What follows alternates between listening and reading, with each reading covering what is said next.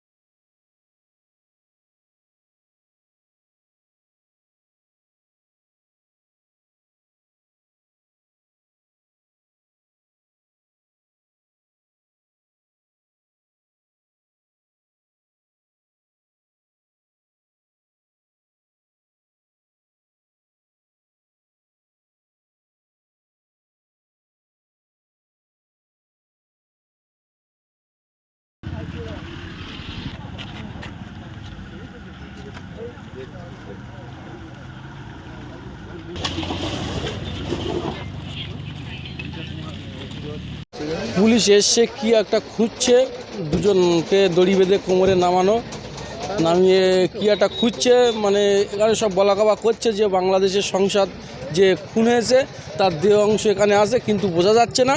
এখন আমরা গ্রামবাসী আতঙ্কে আছি। হ্যাঁ, একজনকে দেখেছি যে কোমরে দড়ি বাঁধা ছিল, নিয়ে ওই খালে খুঁজছে, খালের আশেপাশে খুঁজছে কি জানো। 100 পুলিশ হবে। আপনার নাম? আমার নাম আরিফ হোসেন।